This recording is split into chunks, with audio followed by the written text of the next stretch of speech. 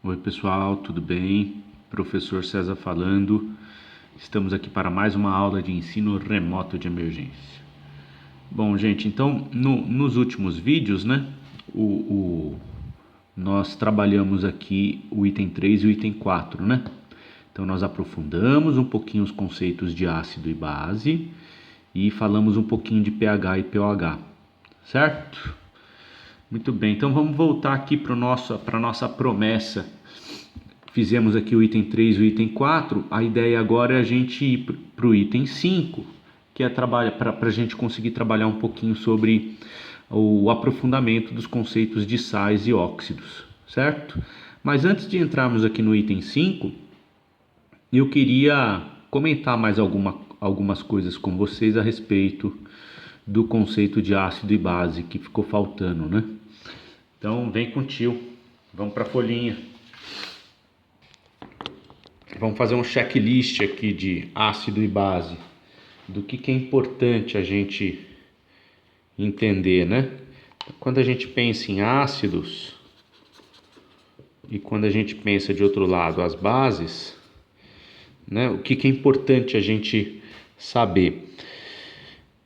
Primeira coisa, a definição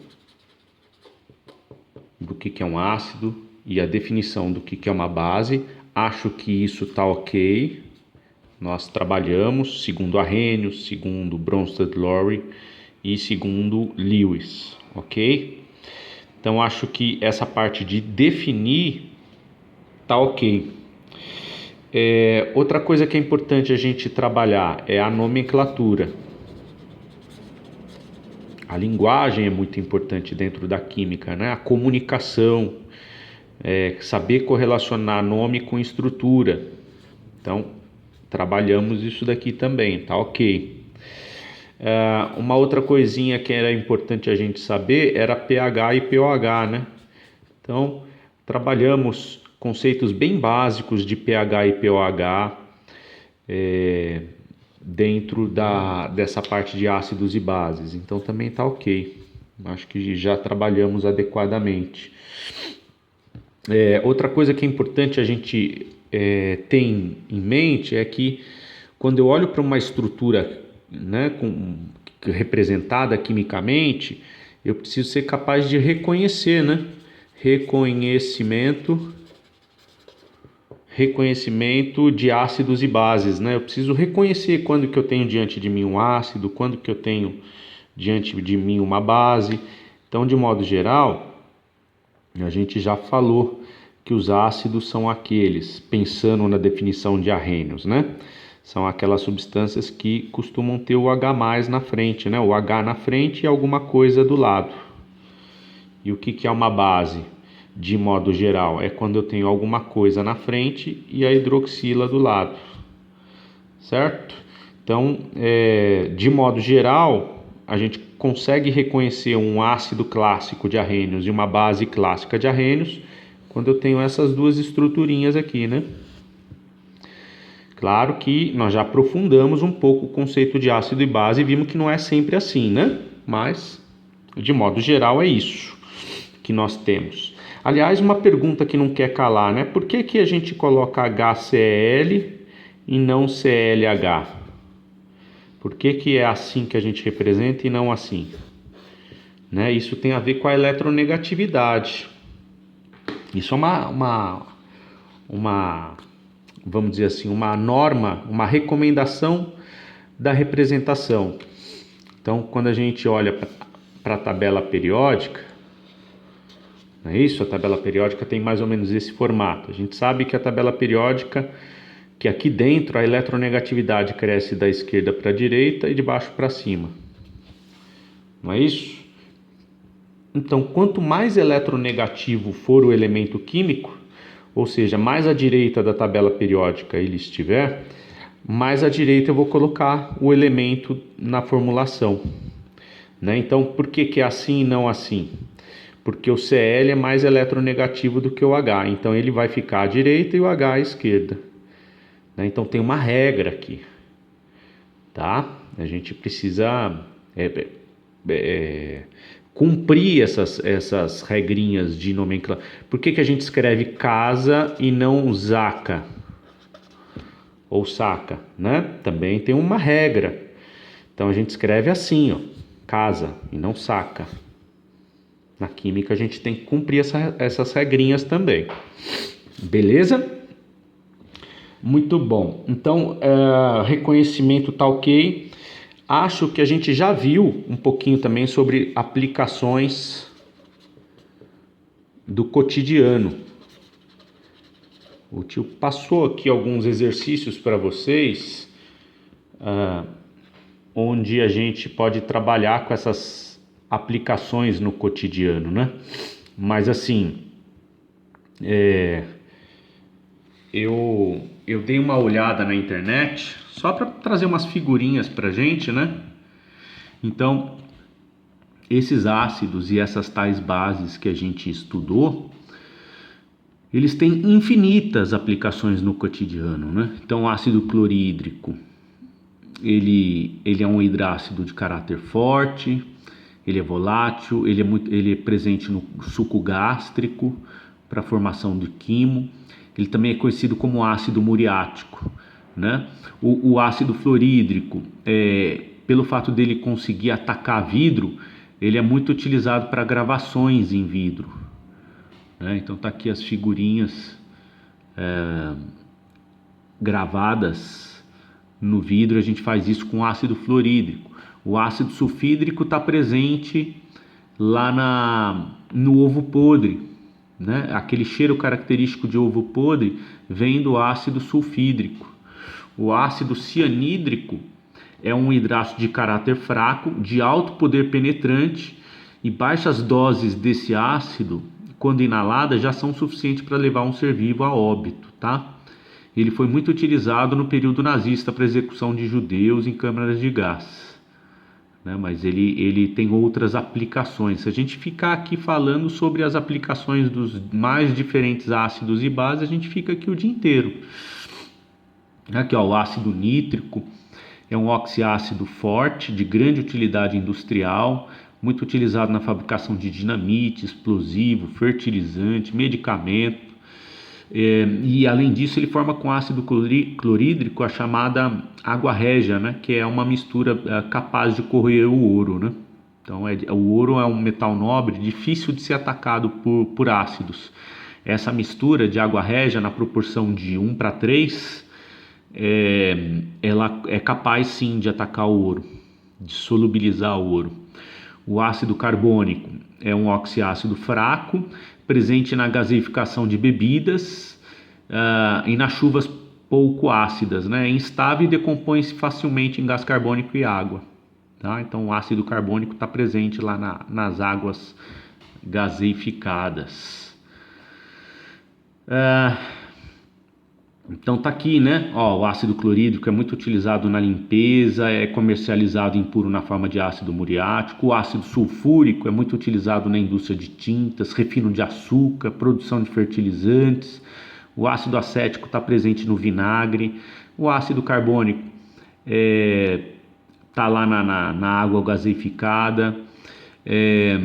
Que mais que nós temos? O ácido fosfórico é muito utilizado em refrigerantes. O ácido bórico está lá na água buricada, que a mamãe limpa o olho da criança, né? Que mais que nós temos? Aqui, ó, de bases. Gente, aqui a gente está simplificando. Se a gente for falar aqui das aplicações dos mais diferentes ácidos e bases, a gente fica aqui o dia inteiro. Então, hidróxido de magnésio é muito utilizado na formulação do famoso leite de magnésia, né, que é um antiácido muito interessante, tá? O hidróxido de sódio é muito utilizado para fazer sabão. O hidróxido de cálcio é uma base forte presente na cal hidratada, muito utilizado na construção civil. O hidróxido de potássio é uma base forte conhecida como potassa cáustica, utilizada na fabricação de sabões moles, né, como espumas de barbear e tudo mais. Então tem uma aplicação aí também. Olha lá, o hidróxido de alumínio também é muito utilizado, é uma base fraca, é muito utilizado como antiácido, né, contra má azia, contra azia e má digestão. Certo, gente? Então, era isso que eu queria relembrar com vocês. Existe uma aplicação muito grande desses compostos. A química é tudo, né? A química está em tudo. Para todo lugar que você olha, você consegue enxergar fenômenos químicos acontecendo. Muito bem, o que mais que é interessante a gente lembrar aqui? Uma coisa que a gente não falou, que eu vou falar daqui a pouquinho, é sobre a força dos ácidos. Eu acho que você já deve ter visto um pouquinho disso aqui no ensino médio, a gente vai relembrar um pouquinho, tá? Força dos ácidos e das bases também. E um pouquinho também que ficou faltando a gente falar um pouquinho sobre a classificação dos ácidos. Eu acho que dos ácidos e das bases, né?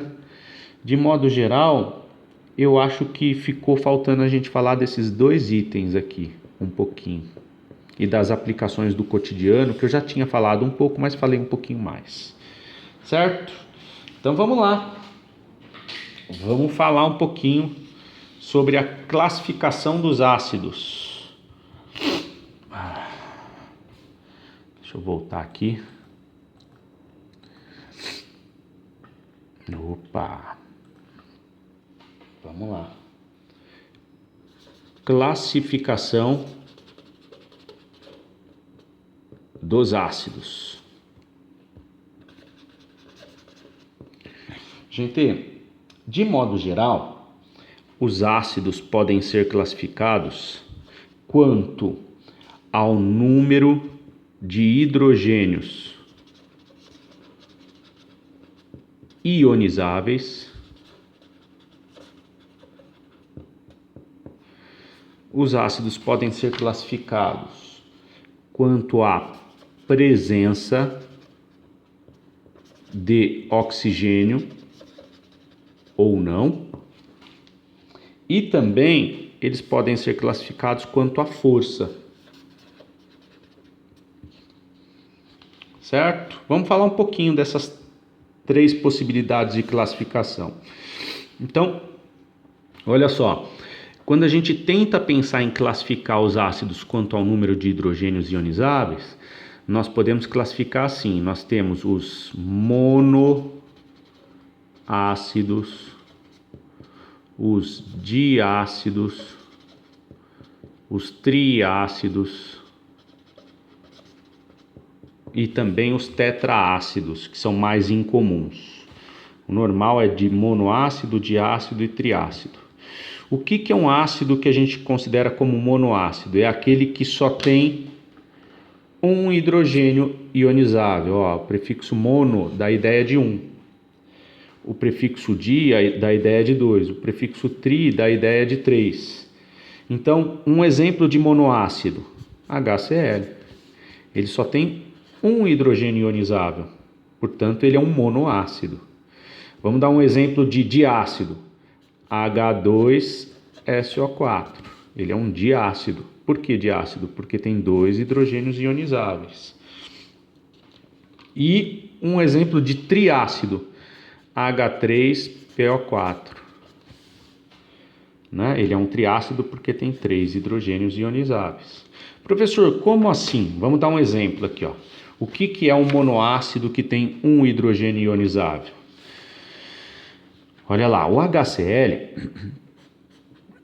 é um ácido forte, né? Que só tem um hidrogênio. Quando eu jogo ele em água, ele vai protonar a água, né? Nós já vimos isso, né? Então, eu digo que há a formação do H3O+.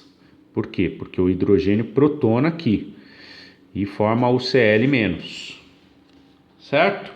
Um jeito simplificado de representar essa equação é simplesmente dizer que o HCl, houve um rompimento aqui da ligação, né? Tem aqui o parzinho de elétrons da ligação química.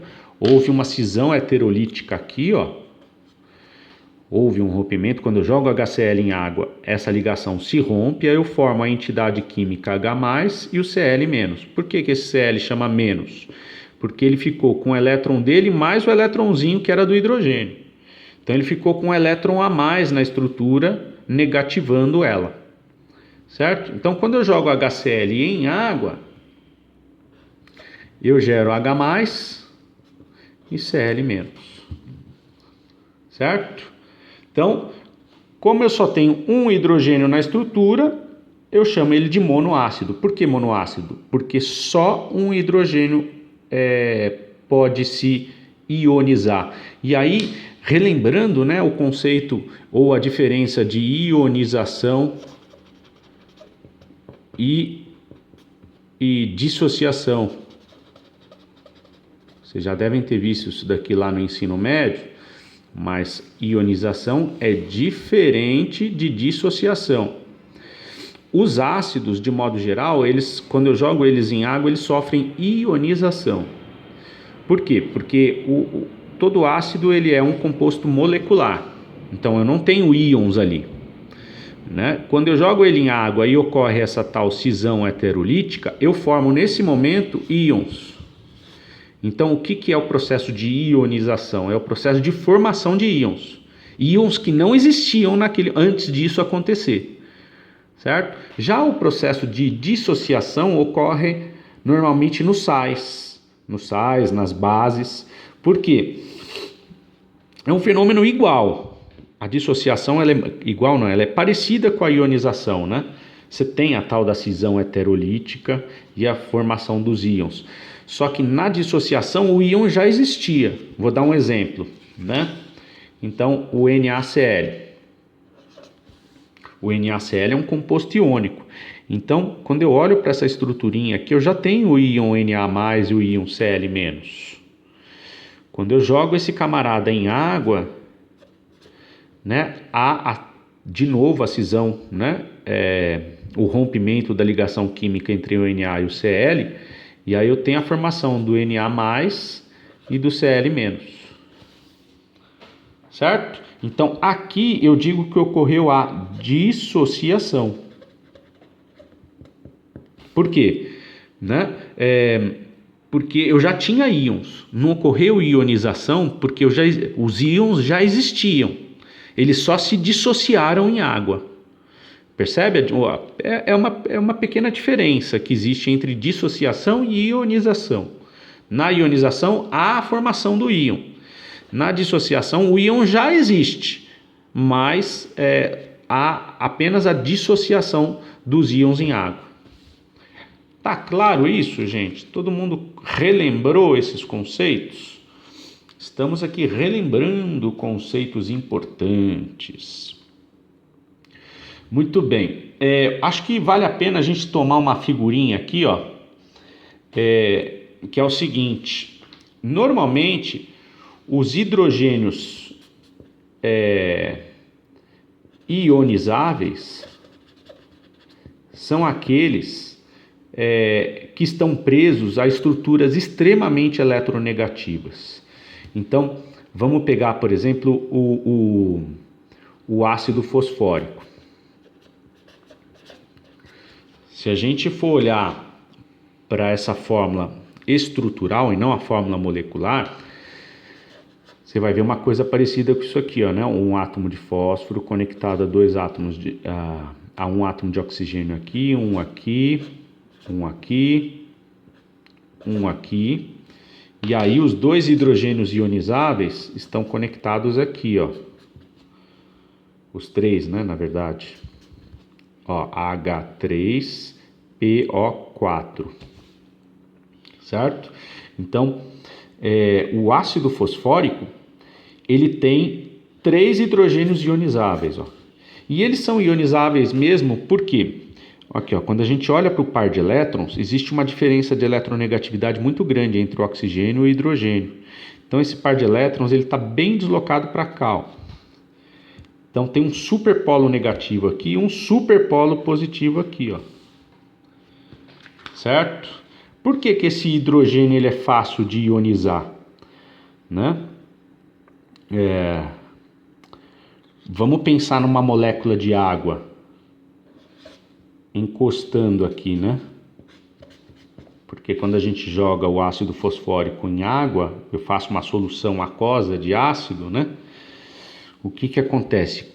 Como é que é a molécula de água? Eu tenho um superpolo negativo aqui, um superpolo positivo aqui, né? Então, quando a gente pensa na interação da molécula de água com a molécula de ácido, quando eu jogo ele em água, o que acontece? Como tem um dipolo, né? Eu tenho um polo positivo aqui muito grande, a interação entre esse oxigênio da água e esse hidrogênio, ela é muito forte, né? São as tais pontes de hidrogênio, né? Quando a gente pensa só em força intermolecular. Mas o fato é que esse próton, ele tem uma facilidade, pelo fato de eu ter um polo positivo aqui grande, né? Ele tem uma facilidade muito grande de protonar a água, né? Diferente se ele estivesse preso num carbono. Se esse hidrogênio estivesse preso num carbono, a diferença de eletronegatividade entre o carbono e ele seria muito pequena, né? Então esse polo positivo aqui seria pequenininho, e aí a facilidade dele protonar a água, ela é muito menor, né? Por isso que hidrogênios presos a carbonos, de modo geral, não são ionizáveis, eles não protonam nada, tá? Tá claro isso, gente? Então, o que a gente está falando aqui? Sobre o número de hidrogênios ionizáveis. Quando eu tenho, que nem nesse caso do ácido fosfórico, 3 hidrogênios presos a 3 estruturas muito negativas, maravilha. Agora, quando eu tenho, vamos pegar, por exemplo, o ácido fosforoso, que é esse aqui, ó, H3PO3. Quando a gente olha para a estrutura dessa molécula, ela é mais ou menos assim, ó, P-O, O, H, H3PO3, certo? Esse hidrogênio é ionizável, esse hidrogênio é ionizável, esse hidrogênio não é ionizável. Por que não? Porque a diferença de eletronegatividade entre o hidrogênio e o fósforo, ela é muito pequena.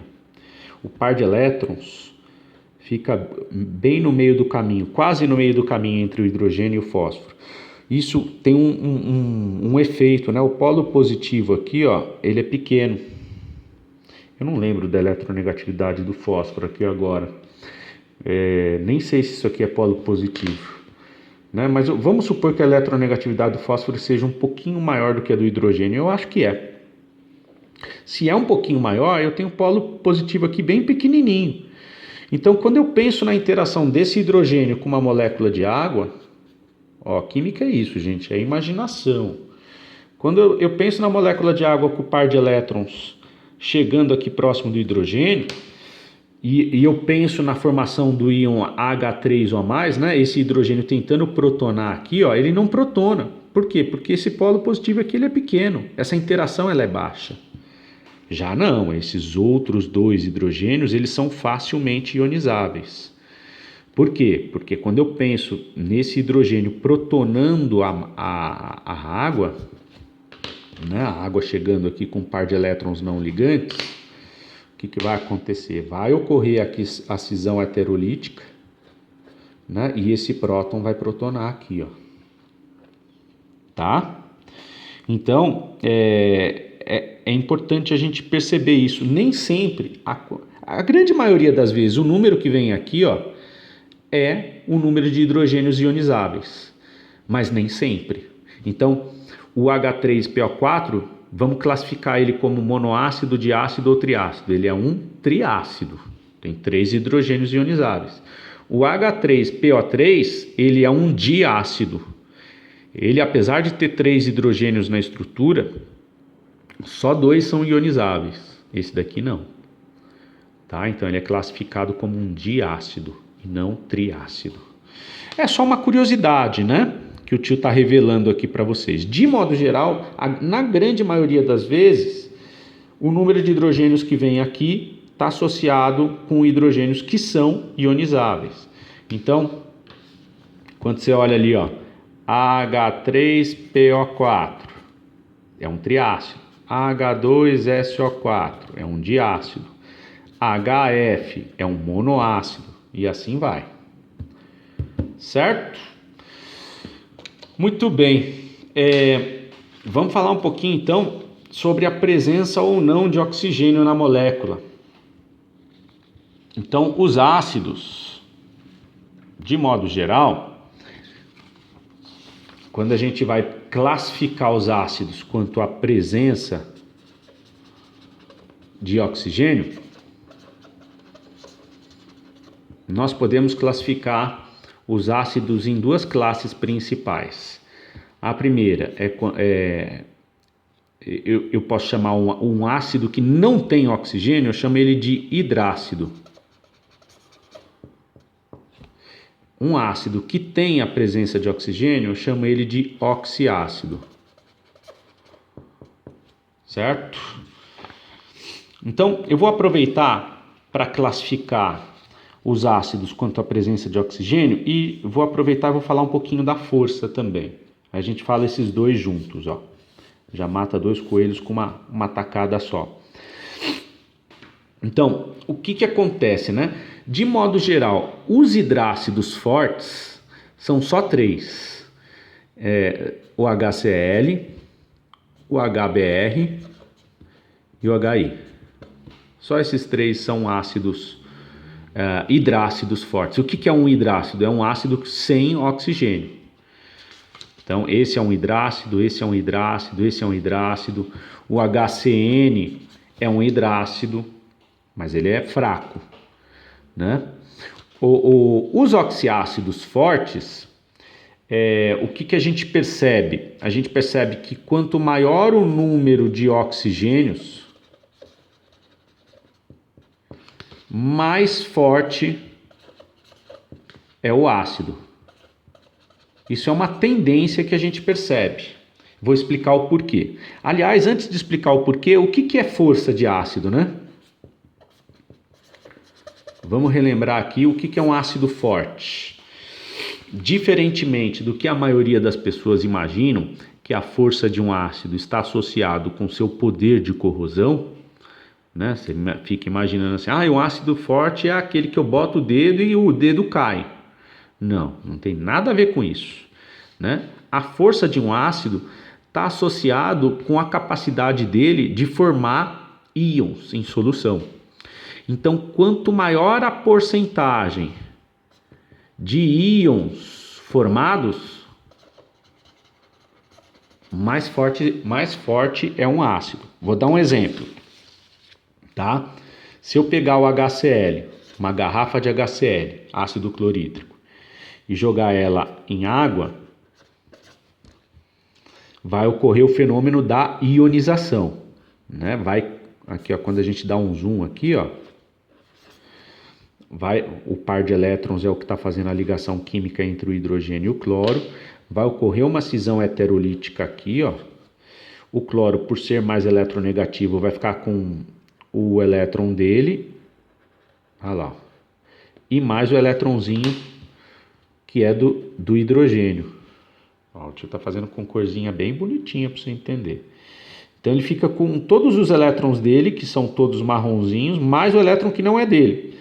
E formando o que, gente? Formando uma estrutura chamada H+, né? E a outra estrutura chamada de Cl-. O par de elétrons ficou aqui, ó. Certo?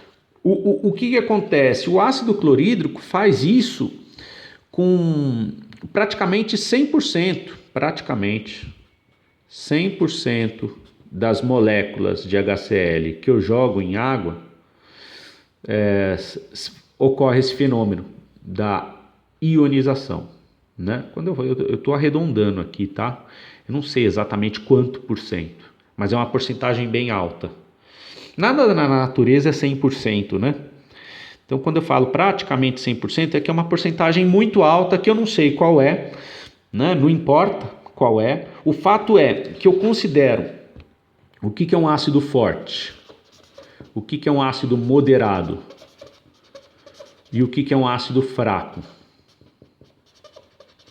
Um ácido fraco é aquele onde o fenômeno da ionização ocorre com apenas até 5% das partículas que eu jogo, né? Então eu tenho aqui um ácido HX qualquer. Quando eu jogo ele em água, se eu jogar 100 moléculas dele em água, 100 moléculas dele em água, e só 4 moléculas ocorreu o fenômeno da ionização, né? Então só eu vou formar 4H+, e 4X-.